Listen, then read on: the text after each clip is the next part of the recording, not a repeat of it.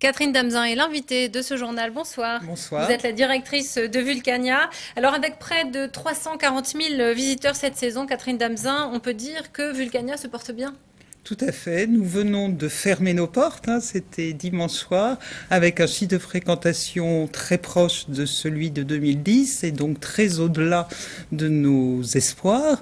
Puisque 2010 avait été une Voilà. année tout à fait exceptionnelle. Tout à fait, vous le rappelez, 2010, il s'est passé aux vacances de printemps l'explosion du volcan islandais au nom imprononçable, mais qui effectivement s'est traduit pour nous par un afflux de visiteurs tout à fait important. On estime qu'on a eu à peu près 10 000 visiteurs supplémentaires du fait de cet événement.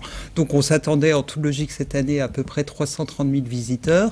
Nous finissons à 338 000, donc très proche du niveau de l'an dernier, et notamment avec une clientèle individuelle, les familles, qui représentent l'essentiel de nos visiteurs, qui sont au même niveau que l'an dernier.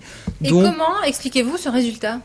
Comment expliquer ce résultat? C'est bien sûr l'action de plein de choses.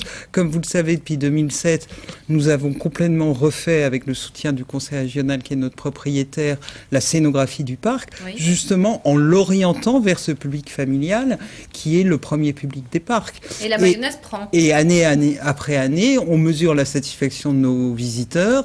Et les nouvelles attractions sont vraiment pensées par rapport à ce qui plaît aux visiteurs, en étant vraiment conforme à notre ambition, qui est une ambition pédagogique, mais comme vous le savez, nous faisons partie des gens qui pensent qu'on apprend mieux en s'amusant qu'en s'ennuyant.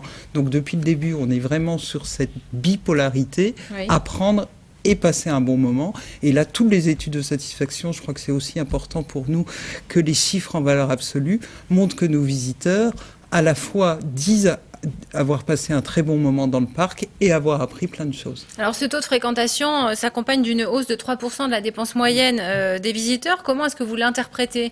Alors c'est vrai, dans un contexte économique qui est très tendu, ces 3%, pour nous, ils sont vraiment la preuve que les parcs, et Vulcania en particulier, sont un endroit où on vient en famille, un moment d'exception ou dans des vacances dont on sait qu'elles sont de plus en plus raccourcies, de plus en plus proches, on a besoin au moins une journée de passer un bon moment tous ensemble, de manger ensemble, d'aller à la boutique à la fin et de s'autoriser des choses. Et c'est la preuve qu'on s'y sent bien. Je rappelle aussi que Vulcania, maintenant, le temps de visite, c'est 6 heures.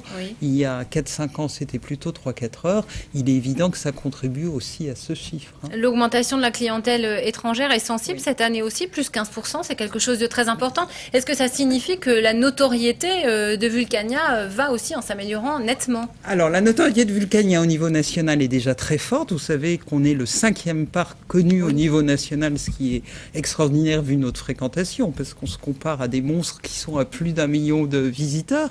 Donc, c'est vraiment lié à la spécificité, à l'identité du parc. Au niveau international, nous sommes encore qu'un tout petit, mais comme je dis, il faut vraiment gravir les marches petit à petit. Je crois que là, on a vraiment démontré qu'au niveau national, on avait su retrouver une attractivité et de façon, je dirais, au moins continue sur les 4 dernières années.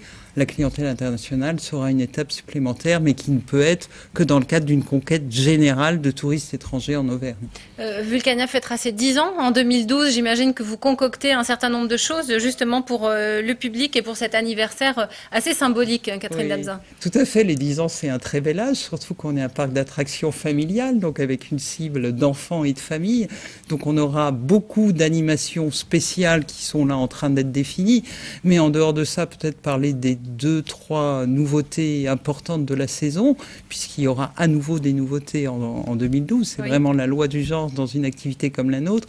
Et vous vous intéresserez aux jeunes enfants, tout jeunes enfants. La plus emblématique, c'est effectivement une cité des enfants que nous allons créer en partenariat avec le Musée des Sciences à la Villette à Paris, qui va être un espace de 300 mètres carrés entièrement dédié aux 3-7 ans, dans lequel ils seront en manipulation de façon autonome de maquettes qui leur permettront de voir comment marchent les boules à eau, comment marchent les pistons, comment marchent les engrenages, et vraiment Je dirais, leurs parents seront bien sûr les bienvenus, mais ils pourront faire ça seuls, comme des grands, et découvrir tout seuls un certain nombre de principes mécaniques ou physiques, et là, bien évidemment, en s'amusant. Donc c'est effectivement très important par rapport à ce que vous disiez sur cette cible familiale. Nous avons vraiment su reconquérir sur les dernières années les 7-12 ans. Oui. Il nous manquait une offre sur les plus petits, et je crois qu'avec ça, on pourrait vraiment dire que le parc aura de quoi séduire toute la famille. Réouverture le 21 mars 2012. Jour du printemps. Merci Catherine Merci. Damezin.